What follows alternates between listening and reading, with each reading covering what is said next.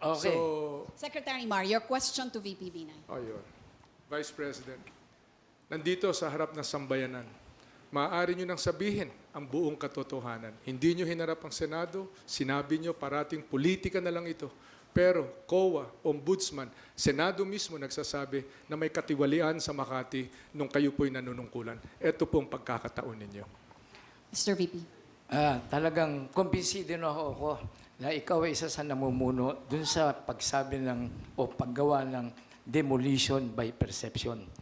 Ako dumating dito, kaya ko pinagigit-gitan, ilabas ko yung aking mga dokumento para pakita ko sa inyo ang aking salin, kung ano ho ang network ko, yung aking income tax returns, para malaman nyo kung saan galing yung network na yun.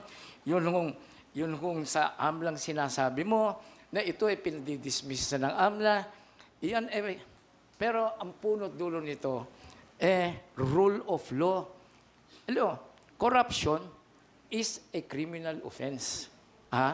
Pero hindi ka pwede namang masabing guilty kung hindi walang hatol ang hukuman. Ang nangyayari sa ginagawa ninyo, bintang-bintang ng walang katotohanan. Yun, hindi naman sinasabing pag may findings o may findings yung COA, bakit? Sinasabi ba doon, hukuman ba yung COA para magsabing guilty or not guilty? Ang hirap sa atin, sabagay, ito talaga ang hirap na magtrabaho sa gobyerno. Pag pinagbintangan ka, nakatulad ng magbibintang si Secretary Rojas, parang ang disipulo ito ni Goebbels, na yun ko ay kasasabi ng kasinungalingan, baka maniwala ang tao. Iba ho ang mga butante natin. Hindi ho ninyo madadala ang mga tao sa puros kasinungalingan. Answer. Tapos na po ang sagot ninyo. Secretary Mar, your reaction, please. Hindi po ako nagsasabi na may pagnanakaw. COA mismo ang nagsabi. Halimbawa, kalalabas lang, sabi ng COA. Isang parking building, 26,000 square meters lang po. Ang halaga, ang original budget, 280 million pesos. Tanong, paano lumobo ito tumahigit 2 billion pesos times 10?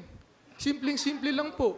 Kayo, itong pagkakataon ninyo, imbis na sinagot ninyo na, hindi ko alam, mahal, gold-plated, hindi ko alam kung anong ginawa ninyo doon, imbis na sinagot ninyo, si Goebbels o kung sino pa ang inyong nabanggit. Ito po, sabi ng COA mismo, COA nagsasabi nito, Senado nagsabi nito, hindi po ako. Ang kama po, 34,000 pesos. Ito po yung hospital bed.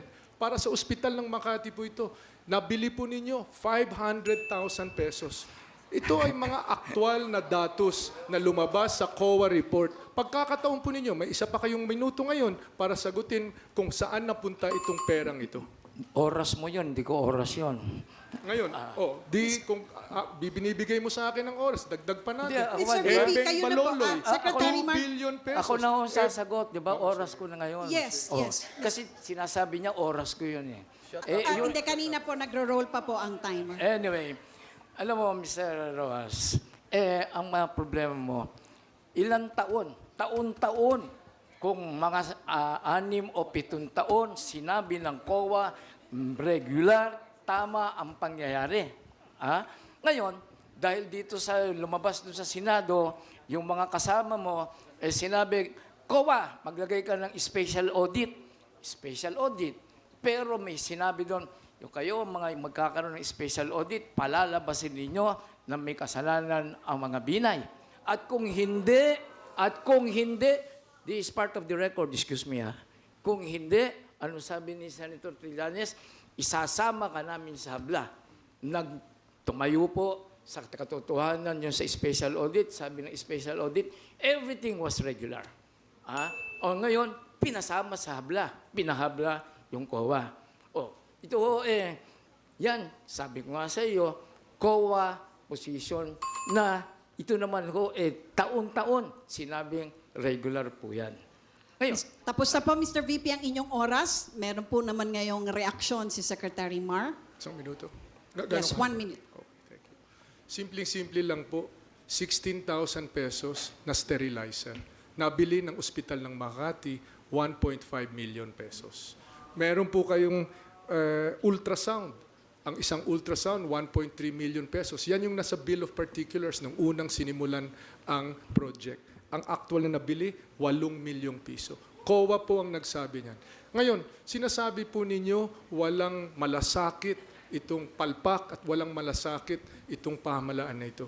Hindi po ba na yung palpak ay isang tao na bumibili ng 16,000 na sterilizer sa halagang 1.5 million pesos? Hindi ho ba na ang walang malasakit ay isang tao na para sa ospital ng Makati, para sa mga sakit, ay bibili ng sterilizer na 16,000 sa halagang 1.5 million pesos. Yan po ang lumabas sa Senado, yan po ay lumabas sa COA, yan po ang habla dyan sa Ombudsman ngayon. Hindi po ako nagsasabi niyan. Pagkakataon po sana nito, pero hindi mo ginamit na May linawin isang minuto ito. po kayo, Mr. VP, para sagutin. Alam mo, Mr. Rojas, sa Sandigan Bayan, maraming kaso ang natalo dahil sa yung COA nagte-table survey lang, nagtatanong kung ano. Alam mo, yung sinasabi yung presyo, yung kaibigan mo, si Senator Trillanes, Senator, ang mahal-mahal nito. Oops, we are entitled to buy mamahalin. Kasi you sell peanuts, you get monkeys. Hindi ko sa presyo natin titingnan kung tama ba ang kalidad ng binibili mo. So, anyway, nakabinbin pa ho yan. Ulitin ko lang, Mr. Rojas, mga kababayan, hukuman lamang ho ang makapagsasabi kung kami ho ay guilty or not. Hindi ho yung bintang mo, Mr. Rojas. Mr. Goebbels pala, sorry. Maraming salamat, Mr. VP. Dito na po magtatapos ang ating tapatan, pero hindi pa po tapos ang ating debate sa ating pagbabalik, mga kapatid.